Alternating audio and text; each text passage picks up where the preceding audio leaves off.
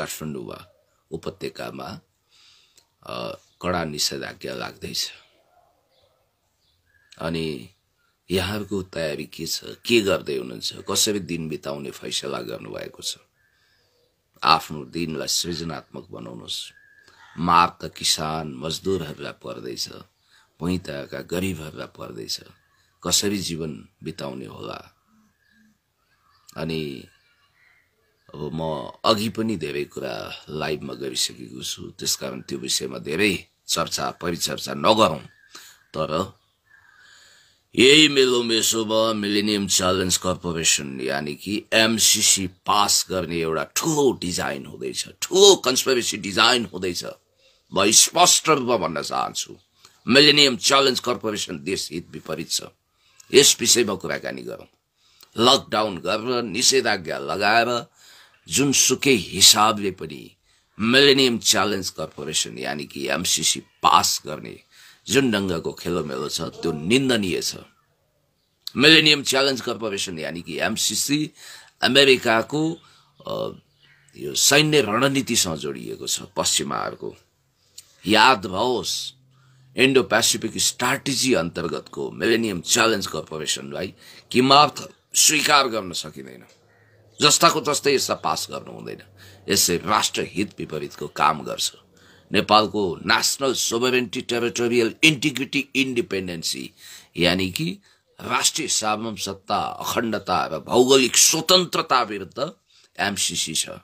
त्यसकारणले गर्दाखेरि एमसीसी लाई जस्ताको तस्तै पास गर्नु भनेको बाघला पाल्तु जनावर बनाउँछु भन्ने दृष्टता गर्नु छ। र यो एमसीसी को सवालमा कुराकानी गर्नु पर्दा चाहिँ यो एमसीसी राष्ट्रहित विपरीत छ। मैले फेरि पनि तपाईलाई भने यसका बुदाको विषयमा पोहोर साल नै व्याख्या गरेका थियौं, आन्दोलन गरेका थियौं। फेरि एकचोटी जुरुक्कै उठ्नुपर्ने अवस्था छ। लकडाउन निषेधाज्ञाको कारण देखाएर, मजबुरी देखाएर अनि त्यसपछि यो जसरी पनि पास गर्ने जुन खालको खेलोबल्लो चलेको छ, जसले एमसीसी पास गर्नको लागि भूमिका खेल्नुहुन्छ उहाँहरू नेपाली जनताको नजरमा गिर्नुहुन्छ, सिद्धिनुहुन्छ। यो कुरा स्पष्ट हो। त्यसकारणले गर्दाखेरि अब मैले यति कुरा भनौं कि मिलेनियम च्यालेन्ज कर्पोरेसन एमसीसी नेपाललाई जस्ताको तस्तै पास गर्नु छैन। यसलाई दारा नङ्ग्रा झिकेको सर्कसको बाघ जस्तो बनाउनु पर्छ। नर्र त गर्न सक्छ तर चितर्न वा टोक्न सक्दैन। त्यसकारणले गर्दाखेरि एमसीसी लाई जस्ताको तस्तै पास गर्ने जुन दृष्टता भएको छ, कमा फुल स्टप पनि चेन्ज नगर्ने, गीता, बाइबल, कुरान, पुराणको तहमा यसलाई लिएर जसरी तसरी पास गर्नुपर्छ, बाई हुक बाई क्रुक यसलाई पास गर्नुपर्छ भनेर सरकार कन्दनी कसरी लागेको छ, दुर्भाग्यवश भन्नुपर्छ। म यहाँहरूलाई भन्न चाहन्छु, नेपाली कांग्रेस त यसको निम्ति संकल्प प्रस्तावै लानुपर्छ भन्ने पक्षमा गइसक्यो। त्यसकारणले गर्दाखेरि नेपाली कांग्रेसको बारेमा के कुरा गर्नु? हरेक राष्ट्रघाती परियोजनाहरू, चाहे महाकाली सन्धिको कुरा गरौं, चाहे जुनसुकै पश्चिमा र भारतसँग जोडिएका हर राष्ट्रघाती सन्धि सम्झौताहरू नेपाली कांग्रेसको लागि सबैभन्दा बढी स्वागत योग्य हुन्छ र ऊ तिनै सम्झौता पास गरेर विदेशीलाई भिजाउन चाहन्छ। नेपाल हित विपरीत, राष्ट्र हित विपरीत जान खोज्छ। 50 करोड डलरको गुन्द्रुकको झोलमा नेपालीले आफ्नो इज्जत गुमाउँदैनन्। निशर्त बिना शर्त अमेरिकालाई यदि नेपालको विकास गर्ने त्यत्रो चिन्ता छ भने, उसले नेपाललाई असल मित्र राष्ट्र सोच्छ भने हामी पनि असल मित्र राष्ट्र सोच्छौं। हामी असंलग्न परराष्ट्र नीतिमा विश्वास गर्छौं, पञ्चशीलतामा विश्वास गर्छौं। हामी कतैपट्टि ढल्कने वा कोल्टिने काम गर्दैनौं। हाम्रो आफ्नै स्वतन्त्र परराष्ट्र नीति छ। हामी इक्वी प्रक्सिमिटीमा विश्वास गर्छौं। भारत र चीनको बीचमा छौं। हामी बफर स्टेट हौं, तर हामी कसैको क्लाइन्ट स्टेट वा सैटेलाइट स्टेट होइनौं। हामी कसैको चाकरी दलाली गर्दैनौं। हामी जमला हात छोड्दैनौं। हाम्रो स्वाभिमानलाई हामी कुनै पनि मूल्यमा गुमाउँदैनौं। हामीलाई हाम्रो स्वतन्त्रता प्राणभन्दा प्यारो छ। यो देशको अस्मिता, यो देशको स्वाभिमान र स्वतन्त्रतासँग हामीले कहिल्यै सम्झौता गर्दैनौं। कसैले यो नसोचे हुन्छ कि हामी लत्रिने छौं, झुक्ने छौं, चुक्ने छौं। यो किमार्थ हुने छैन र यो एमसीसी कुनै पनि हालतमा पास गर्नु हुँदैन। पास गर्ने कुरा आयो भने, जस्ताको तस्तै पास गर्ने कुरा आयो भने यो विशेष आपत्तिजनक हुनेछ। सरकार अनि नेपाली कांग्रेसको सबैभन्दा ठूलो ध्याउन्न भनेको एमसीसी पास गर्ने हो। एमसीसी बुझ्दै नबुझी कतिले यसलाई मुन्द्रेको कमेडी क्लब पनि सोचेका होलान्, त्यो होइन, त्यति सजिलो छैन। अनि अमेरिकाले बिना शर्त नेपाललाई 50 करोड होइन, उसको औकात र हैसियत अनुसार 50 अर्ब अमेरिकी डलर किन दिँदैन नेपालको विकासको लागि? इन्फ्रास्ट्रक्चर डेभलपमेन्टमा उसले लगानी किन गर्दैन? किन भौतिक पूर्वाधारमा लगानी गर्नु सट्टा अरू सेक्टरमा उसले लगानी गर्छ? द्वन्द्व बढाउने, तनाव बढाउने, नेपाललाई द्वन्द्वको परेड ग्राउन्ड बनाउने इन्डो पेसिफिक स्ट्राटेजी सैन्य रणनीति अन्तर्गत यो एमसीसी अगाडि बढाइएको छ। 2004 मा यसलाई तत्कालीन सिनियर जर्ज डब्ल्यू बुशले प्रस्तुत गर्नुभएको थियो। मडागास्कर भन्ने देशबाट यसको प्रयोग सुरु हो। अहिलेसम्म 49 देशमा एमसीसी लागू गरिएको छ र ती देशहरूको ट्र्याक रेकर्ड एन्ड हिस्ट्री त्यति गतिलो छैन। पछिल्लो समय श्रीलङ्काले यसलाई विनम्रतापूर्वक अस्वीकार गरेको छ। हामीले पनि भन्न सक्नुपर्छ नो थ्याङ्क्स, तपाईले अफर गर्नुभयो त्यसको लागि धन्यवाद, तर हाम्रो संसद त्यसलाई पारित गर्न बाध्य छैन। हामीलाई ती कुराहरू अमान्य छन् जो हाम्रो राष्ट्रिय हितको विपरीत छ। हामीलाई यी कुराहरू अस्वीकार्य छन्, ती बुदाहरू अस्वीकार्य छन् जसले देशको भलाइ गर्दैन। यसरी हामी प्रस्तुत हुनुपर्ने आवश्यकता छ। तर एमसीसी बारे अतिरञ्जित कुरा गरेर यसलाई कतिले देवत्वकरण गर्ने र कतिपयले दैत्यकरण गर्ने दुईवटा प्रवृत्ति छ। अब एमसीसीलाई एकजना मानिस जो एमसीसी को बारेमा व्याख्या छाड्दै हुनुहुन्थ्यो, उहाँले चाहिँ मिलेनियम च्यालेन्ज कर्पोरेसनलाई कोअपरेसन भन्नुभएछ। कोअपरेसन होइन साथी, भ्रम नपर्नुहोस्, कर्पोरेसन हो, निगम हो। त्यसकारण सहस्राब्दी चुनौती निगम यसको नेपाली अर्थ भावार्थ त्यो हुन्छ। बुझेर मात्रै कुरा गरौँ। त्यसकारणले गर्दाखेरि यो एकदमै लामो स्ट्राटेजिक सोच अन्तर्गत अमेरिकाले अगाडि बढाएको परियोजना हो। मिलेनियम याद गर्नु होला, सहस्राब्दीको लक्ष्य सहित अगाडि बढेको छ। त्यसकारणले गर्दाखेरि यो लडतरे कुरो छैन, चान्जुने कुरो छैन। यसलाई नजरअन्दाज गर्नु हुँदैन। एउटा फोन कल आएको छ, म यसलाई रिसिभ गर्छु। हेलो हजुर, हजुर को बोल्नुभयो? म लाइभमा छु, भन्नुहोस्।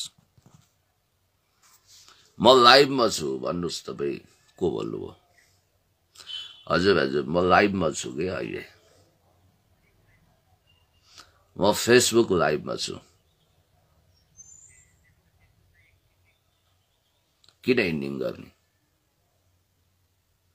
किन इन्डिङ गर्नु तपाईँको लागि? तपाईको लागि म या सयौं हजारौं साथीहरुसँग जोडिएको छु। तपाईको लागि म इन्डिङ गर्छु त फेसबुक लाइभ। कस्तो कुरा गर्नुहुन्छ? अहिले होइन, अहिले होइन, 1 घण्टा पछि। 1 घण्टा पछि मलाई फोन गर्नुस्। ल ल। बडो जिद्दी स्वभावका साथीहरुले फोन गर्नुहुन्छ। अब भन्दै हुनुहुन्थ्यो फेसबुक लाइभ अन्त्य गर्नुस्, कुराकानी गरौँ। के भने अब अचम्म लाग्छ। खैर एनीवे, मिलेनियम च्यालेन्ज कर्पोरेसनको हामी कुराकानी गर्दै थियौं, एमसीसी। र एमसीसी को प्रयोग स्थलको रूपमा नेपाललाई चुनिएको छ र यो परियोजनालाई नेपालले लगभग अस्वीकार गरिसकेको हो। जनताले त एकदम यसलाई एक्सट्रिमली कन्डेम गर्दै आउटराइट रिजेक्ट गर्न खोज्नु भएको छ।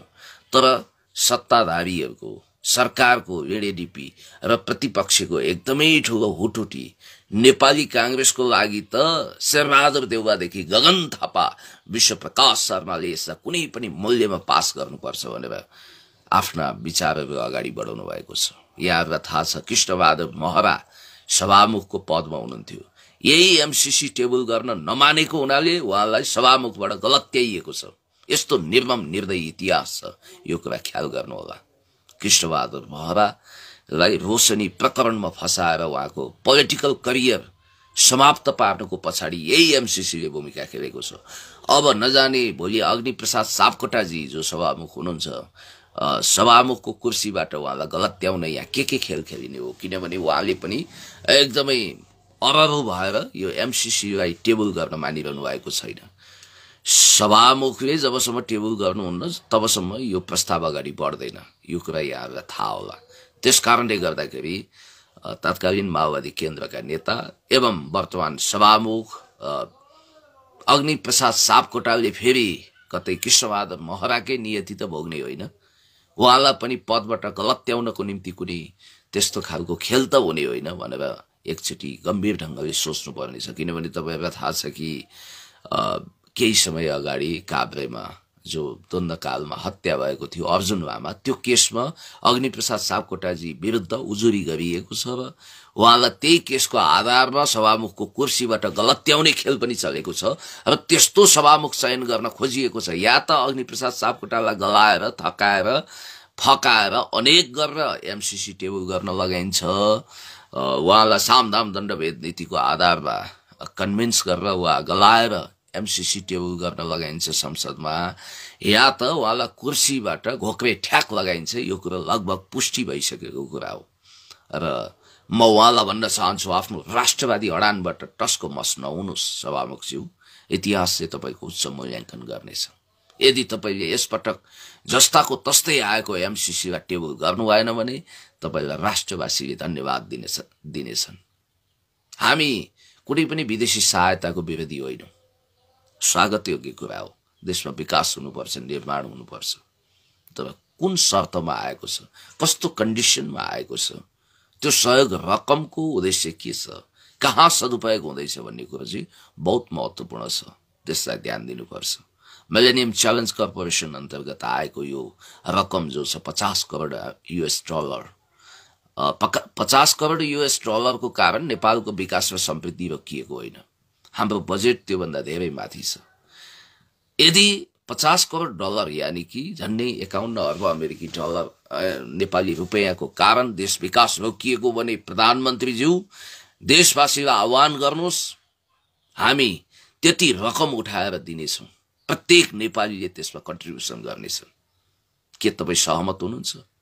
तर अर्को कुरा के छ भने जुन जुन माफियाहरू, जुन जुन कर छली गर्ने ठुला हाउसहरू छन् एनसेल लगायत, तिनीहरूबाट राम्रोसँग कर असुली गर्ने भने 50 करोड होइन 50 अर्ब अमेरिकी डलर उठ्नेछ देशमा।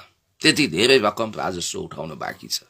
तर कमिसन खोरीहरूसँग साटकाट गरेर यो जुन ढङ्गको कमिसन खोरसँगको गठबन्धनले, ट्याक्स छल्ने काला व्यापारीहरूसँगको गठबन्धनले उहाँहरू सत्ताधारीहरू अगाडि बढिरहनु भएको छ। यसले देशहितलाई एकदमै असर पारेको छ, देशहित विपरीतको कुरा हो त्यो। त्यस कारणले गर्दाखेरि म के भन्न चाहन्छु भने यो सब बहाना हो। विदेशी दलाली गर्नेहरूले वास्तवमा भन्ने हो भने यो देशलाई तबाह बनाएका छन्, खोक्रो बनाएका छन्।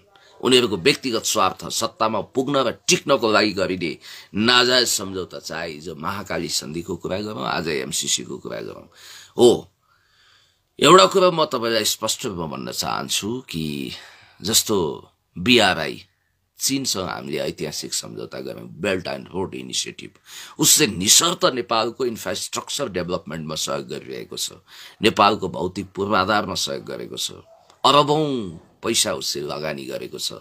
चिनिया महामहिम राष्ट्रपति सी जिनपिङ गत साल नेपाल आउनुभयो, हामीले स्वागत गऱ्यौँ, बडो राम्रो कुरा हो र हामी खुसी पनि छौँ, गौरवान्वित पनि छौँ। चीनले नेपाललाई बिना शर्त सहयोग गरिरहेको छ।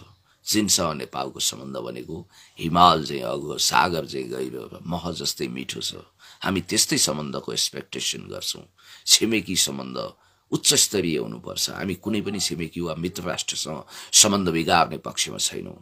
हामीले अमेरिकाको नीति वा साम्राज्यवादी भनेका हौँ, तर अमेरिका देश वा त्यहाँको नागरिकलाई हामी कहिले पनि गाली गलौज वा घृणा गर्दैनौँ। देश आफैमा खराब वा असल हुँदैन, असलै हुन्छ भनौँ न, अझ खराब हुँदैन। र यो कुरा बुझ्नु जरुरी छ कि हामी सबैले मिलेनियम च्यालेन्ज कर्पोरेसनको बारेमा जुन धारणा बनाएका छौँ, आम नेपाली जनताको पर्सेप्सन के छ, सत्ताधारीले किन बुझिरहेको छैन?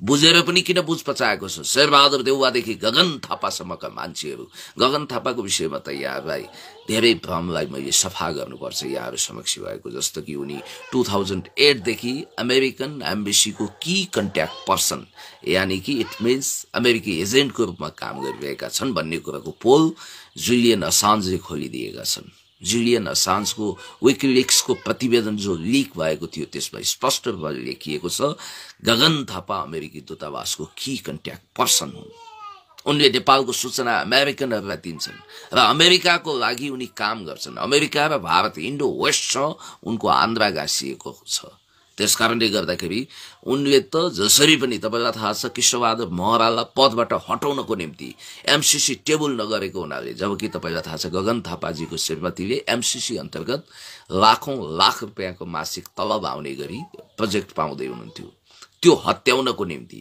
र विदेशी दलाली गरेर कुर्सीमा सत्तामा पुग्नको निम्ति उहाँ हतारिनु भएको छ र उहाँले विदेशीहरूको स्वार्थमा काम गरिरहनु भएको छ र यो खतरनाक कुरा हो अरू देशमा भइदिएको भए उहाँलाई राष्ट्रघात अथवा देशद्रोह गरेको मुद्दा लाग्न सक्थ्यो एउटा सांसद मन्त्री भइसकेको व्यक्ति युवाहरूले आशा गरेको भनिएको व्यक्ति अमेरिकी दूतावासको की कन्ट्याक्ट पर्सनको रूपमा भत्ता बुझिरहेको छ मिस्टर गगन थापाले त्यसो गरिरहेका छन् तर हामी चुपचाप छौं अभिशप्त छौं उनको प्रशंसा गर्छौं यो भन्दा विडम्बनाको कुरा के हुन सक्छ र तिनै मान्छे गगन थापा विश्वप्रकाश शर्मा पनि पश्चिमासँग जोडिएका मान्छे हुन् इन्डो वेस्टसँग यस्ता मानिसहरू लगायत शेरबहादुर देउवाजीको विषयमा त कुरा गर्नै पर्दैन पाँचौं औँठी सुमसुमाएको सुमसुमाई हुनुहुन्छ म भन्न चाहन्छु नेकपा माओवादी केन्द्रका अध्यक्ष कमरेड प्रचण्ड तपाई सम्झौता नगर्नुहोस् तपाई एमसीसी पास गर्ने संकल्प प्रस्ताव पास गर्ने गरी सरकार ढाल्ने कुरामा अगाडि नबढ्नुहोस् सरकार त यसै पनि एमसीसी पास गर्नको लागि ज्यान फ्यालेर मैदानमा ओर्लिएको छ यो कुरा खुलेआम देखिएको छ प्रधानमन्त्रीज्यूले नि भन्नुभएको छ हामी जसरी पनि जुनसुकै मूल्यमा एमसीसी पास गर्छौं तर माओवादी केन्द्रका अध्यक्षज्यू तपाईले एमसीसी पास गर्ने शर्तमा सरकार ढाल्ने अथवा नयाँ सरकार बनाउने त्यो काम नगर्नु होला हुन त त्यसलाई परिमार्जन संशोधन गर्छु भन्नुभएको छ के देश हितमा त्यसलाई तपाईले बदल्न सक्नुहुन्छ संशोधन गर्न सक्नुहुन्छ कुन कुन बुदामा तपाईको आपत्ति छ 1 2 3 4 क्याटेगोराइज गरेर स्पष्ट रूपमा नेपाली जनतालाई भन्नु पर्यो जस्तो कि हामीलाई आपत्ति छ त्यहाँ हाम्रो देशको महालेखा परीक्षक कार्यालयले त्यसको अडिट गर्न पाउँदैन अमेरिकाले मात्रै गर्छ अर्को कुरा उसको प्रोजेक्ट सुरक्षाको निम्ति सिधै उसले आफ्ना सेनाहरू यहाँ उतार्न सक्छ र यो मिलेनियम च्यालेन्ज कर्पोरेसन माथि सरकारको स्वामित्व रहने छैन अमेरिकन सरकारको स्वामित्व रहने छ यस्ता धेरै घातक बुदाहरू जसले नेपालको राष्ट्रिय सार्वभौम सत्तालाई दखल अन्दाजी गर्छ नेपालको स्वतन्त्रता र हाम्रो एउटा स्वतन्त्र परराष्ट्र नीतिमा ठूलो हमला गर्न सक्छ यस्तो खालको घातक प्रोजेक्टमा हामी स्वीकार गर्न सक्दैनौं नेपाल कसैको गुलाम होइन कसैको दास होइन भारतले पनि सोच्नुपर्छ जतिखेर उ अलेक्जेन्डर द ग्रेटको तलवार चाटिरहेको थियो त्यतिखेर नेपाल स्वतन्त्रताको इन्जोय गरिरहेको थियो त्यसकारणले गर्दाखेरि मैले तपाईलाई भन्न चाहन्छु एकजना साथीले पुण्यदायी ईपीएस को बारेमा केही बोल्दिनुस् न हो भन्नुभएको छ सञ्जयजी म यसको विषयमा पछि कुराकानी गर्नेछु र अहिले हामीले वास्तवमा भन्ने भने मिलेनियम च्यालेन्ज कर्पोरेसन यानी कि एमसीसी कुनै पनि हालतमा पास हुनु हुँदैन भनेर लबिङ गरिरहेका छौं हामी आन्दोलन गरिरहेका छौं पोहोर साल चुटाई खायौं कुटाई खायौं र राष्ट्रवादको गीत गाएर नथाक्ने यो सरकार अनि त्यसपछि प्रजातन्त्रको बेसुरा राग अलापेर नथाप्ने नेपाली कांग्रेसको बीचमा यो एमसीसी लाई जस्ताको तस्तै जसरी पनि पास गर्नुपर्छ भनेर एउटा अघोषित गठबन्धन बनेको छ अब मधेसी दलहरुको त कुरै भएन उनीहरु जसो जसो बाहुन बाजे उसै स्वाहा यसमा पास गर्नको निम्ति कम्बर कसेर लागेका छन् र एमसीसी घातक छ र एमसीसी कुनै पनि हालतमा पास गर्नु हुँदैन जस्ताको तस्तै यसलाई धारा नंगरा झिकेको सर्कसको बाघ तपाईहरुलाई थाहा छ नि जब विष निकालिन्छ भने त्यो गोमन साप रहँदैन त्यो धामन साप हुन्छ पानी साप हुन्छ अनि दारा नंगरा झिकेको बाघ केवल सर्कसको बाघ केवल भोटे कुकुर जस्तै जति पनि शक्तिशाली हुँदैन न्यार गर्छ तर त्यसले न चिथोर्न सक्छ न टोक्न सक्छ र यस ढंगले हामीले त्यसलाई दारा नङ्ग्रा झिकेको बाघको स्ट्याटसमा नधकेलिकन त्यसलाई कुनै पनि हालतमा टेबल गर्नु हुँदैन, पास गर्नै हुँदैन। यो हाम्रो शर्त हो, आवश्यकीय शर्त हो। नेपालले आफ्नो स्वाभिमान जोगाउनु पर्छ। नेपाल जस्तो देशमा विदेशीहरूले परेड ग्राउन्ड बनाउने सम्भावना रहन्छ। त्यसकारणले गर्दाखेरि अब चीनलाई घेराउ गर्न आएको भारत र पश्चिमा शक्ति इन्डो पेसिफिक स्ट्रेटेजी अन्तर्गत एमसीसी लिएर आएको छ। यो कुरा ख्याल गर्नुपर्छ। हामी हाम्रो देशलाई अरू देशको गिनी पिग बनाउन दिनु हुँदैन। त्यसकारणले गर्दाखेरि यो 50 करोडवाला जो लफडा छ यसको कारण विकास समृद्धि रोकियो भनेर कतिपयले भनिरहेका छन्। यो गलत कुरा हो। हामी कहाँ ठुलो पैमानामा घुसखोरी छ, करप्सन छ। धर्रा उभियो, स्वागत योग्य कुरा हो, राम्रो कुरा हो, तारिफ गरौँ, स्वागत गरौँ। तर त्यसलाई 4 अर्ब रुपियाँ लाग्ला त धर्रा उभ्याउन। धर्राको पुरा संरचना तयार पारेर त्यसलाई एउटा पार्कमा फेर्नको निम्ति 4 अर्ब भने त चान्चुने कुरो होइन। 400 करोड रुपियाँ कसरी त्यो खर्च हुन सक्छ? त्यहाँ पनि घपलाबाजी घोटाला छ र त्यसको निष्पक्ष छानबिन गर्नुपर्छ भन्ने पक्षमा हामी छौँ। यति भनिसकेपछि साथीहरूलाई म अर्को कुरा के निवेदन गर्न चाहन्छु भने अब लाइभ पनि अलिकति लामो हुन थाल्यो। म कन्क्लुजन निष्कर्ष के दिन चाहन्छु भने मिलेनियम च्यालेन्ज कर्पोरेसन एमसीसी यो कुनै पनि हालतमा जस्ताको तस्तै पास हुनु हुँदैन। यो घातक छ। यो राष्ट्रहित विपरीत छ र राष्ट्रहित विपरीत कुनै पनि स्वाभिमानी नेपाली अगाडि बढ्न सक्दैनन्। यदि एमसीसीमा जस्ताको तस्तै पास गर्ने दृष्टता गरियो भने यो लकडाउन, यो निषेधाज्ञा तोडेर जनता सडकमा आउनेछन्। अहिले निषेधाज्ञा गर्नुको पछाडि ठिक छ स्वास्थ्यमा सजग रहनुपर्छ, कोरोनाको कहरबाट बस्नुपर्छ, त्यसको लागि हामी घरमा बसौँ, स्टे सेफ भन्न चाहन्छु। तर यसको बहानामा यही बीचमा एमसीसी पास गर्ने एक खालको खेलोमेलो कन्स्पिरेसी चलिरहेको छ र त्यस्तो हुनु हुँदैन। र जस्ताको तस्तै एमसीसी पास गर्न खोजियो भने सबले यो लकडाउन तोडौँ, सडकमा आउँ, आन्दोलनको आदि बेहेरी सृजना गरौँ र एमसीसी जस्ताको तस्तै पास गर्ने षड्यन्त्रलाई विफल पारौँ। नो एमसीसी भनौँ, नो एमसीसी। जस्ताको तस्तै हुँदैन। प्रेम रावल लगायत हामीले पनि बुलन्द आवाज गरेका छौँ। प्रेम रावलज्यू एउटा देशभक्त नेता हुनुहुन्छ। उहाँले स्पष्ट रूपमा आवाज मुखरित गर्नुभएको छ र फेरि पनि हामी सडकमा आउन तयार छौँ। आन्दोलनको मैदानमा शिरमा कफन बाँधेर आउनको निम्ति हामी कुनै कसर बाँकी राख्दैनौँ। यो कुरा एकदम स्पष्ट हो। केही दिन यता श्रृङ्खलाबद्ध रूपमा चौथो अङ्ग फोर्थ स्टेट भनिएको मिडियामाथि प्रहार भइरहेको छ राज्य र गैर राज्य पक्षबाट। केही दिन अगाडि एकजना पत्रकारको अफिसमा बसेर केही गुण्डाहरू, केही माओवादीहरू, केही आवाराहरूले अश्लील गाली गलौज गर्दै लछार पछार घोक्राइ मुन्ट्याइ गरेका थिए। त्यस विरुद्ध हामी आन्दोलित भयौँ। परिणामस्वरूप तिनीहरूले माफी पनि मागेका थिए। आइन्दा यस्तो गल्ती दोहोऱ्याउँदैनौँ भनेर कागज पनि गरेका छन्। र अर्को कुरो के छ भने अनिश तामाङजी उज्यालो नेटवर्कको साथी हुनुहुन्छ। उहाँलाई अफिसमै आएर हाम्रै सामुने मैले त्यसको कडा शब्दमा निन्दा भर्सना पनि गरेको थिएँ अफिसमै।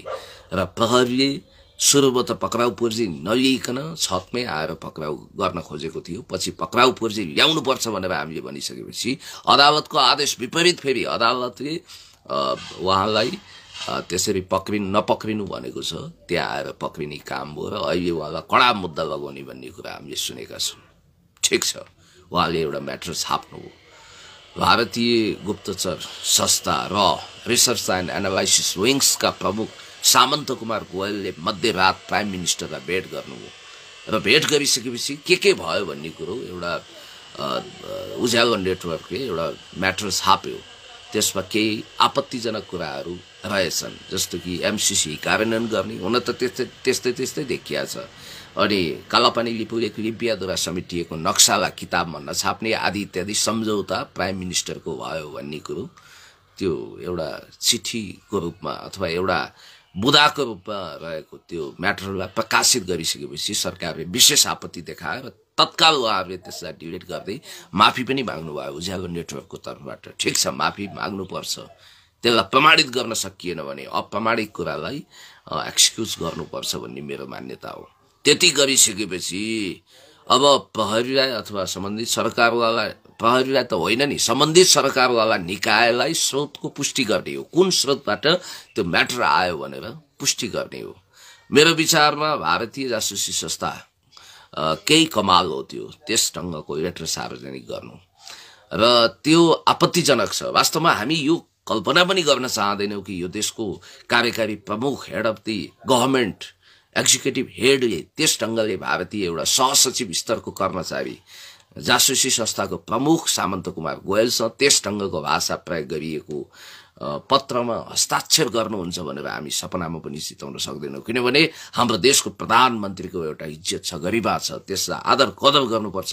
सम्माननीय प्रधानमन्त्रीज्यूले त्यस ढङ्गले त्यो कुरामा सम्झौता गर्नुहुन्छ भन्ने हामीलाई विश्वास छैन। तर के हो त, त्यो पत्र अथवा त्यो लिखत सत्य हो अथवा असत्य त्यो सेकेन्डरी कुरा हो।